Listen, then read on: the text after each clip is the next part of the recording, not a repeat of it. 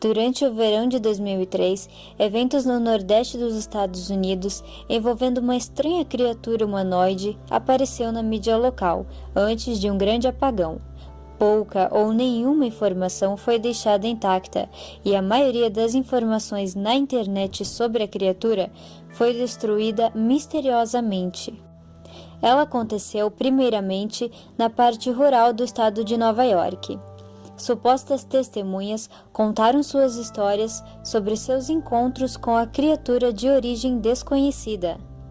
No início de 2006, ao final da investigação, encontraram quase 2 dúzias de documentos entre o século XII e hoje em dia, em 4 continentes.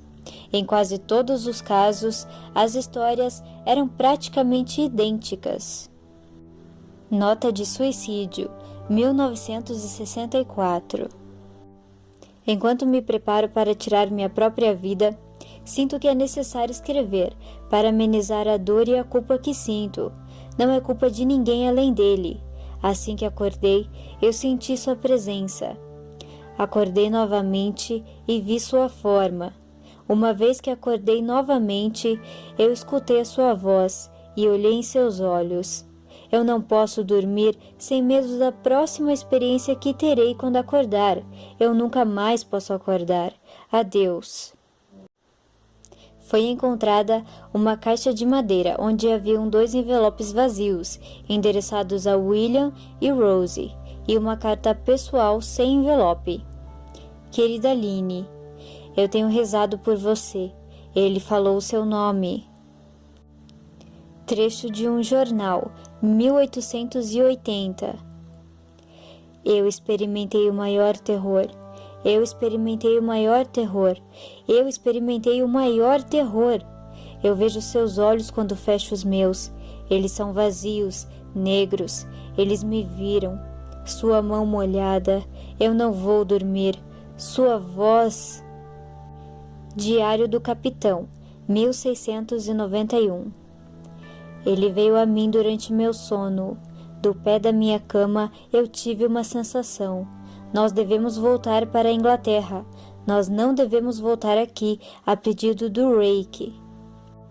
Depoimento de uma testemunha, 2006. 3 anos atrás, eu havia retornado de uma viagem até as Cataratas do Niágara com minha família. Estávamos todos exaustos, após um longo dia dirigindo.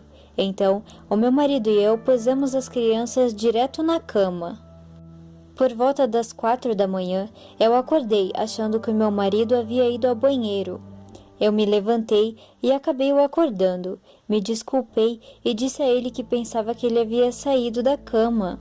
Quando se virou para mim, ele ofegou e puxou seus pés tão rápido que quase me derrubou da cama. Ele me agarrou e não disse nada. Quando meus olhos se acostumaram ao escuro, eu fui capaz de ver o que causou essa reação nele.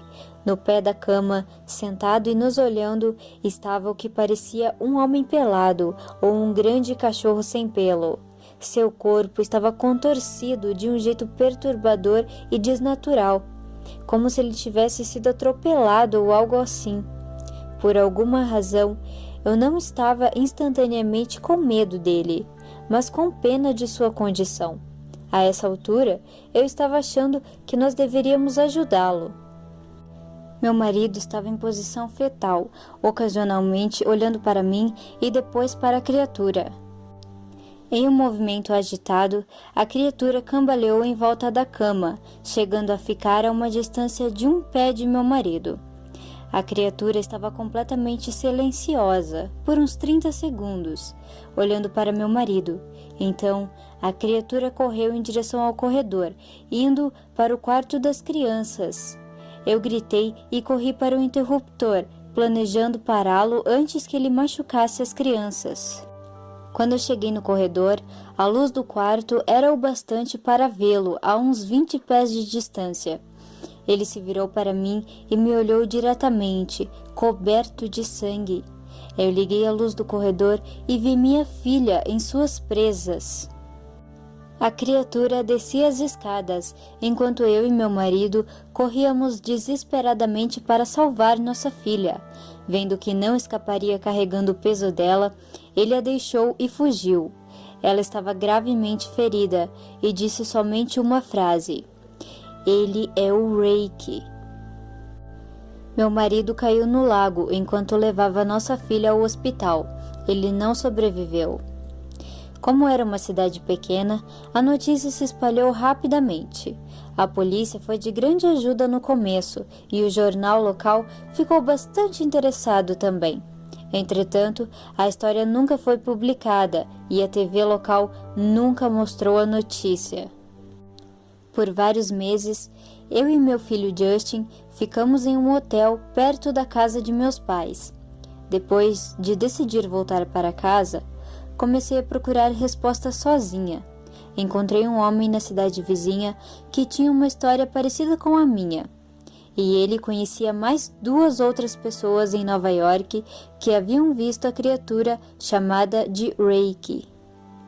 Foram 2 anos de procura de material na internet e cartas para conseguir juntar uma pequena porção do que acreditávamos ser aparições do Reiki. Não haviam muitos detalhes, mas descobrimos que a criatura visita as pessoas várias vezes. Ele também se comunicava com várias pessoas, incluindo minha filha. Isso nos levou a pensar se o Reiki havia nos visitado alguma vez desde nosso último encontro. Eu coloquei um gravador ao lado da minha cama e o deixei gravando enquanto dormia, todas as noites por 2 semanas. Checava todos os sons do meu quarto todos os dias. No final da última semana, eu já estava acostumada com o som que eu fazia enquanto dormia, até que escutei o mesmo som, só que 8 vezes mais rápido que o normal. No primeiro dia da 3ª semana, pensei ter escutado algo diferente. O que eu ouvi era uma voz estridente. Era o Reiki. Não consigo escutar aquilo tempo bastante para descrevê-la. E ainda não deixei ninguém escutar a gravação. Eu não vi mais o Reiki desde que ele arruinou a minha vida, mas sei que ele está no meu quarto enquanto eu durmo, e temo que uma noite eu acordarei e verei ele me observando.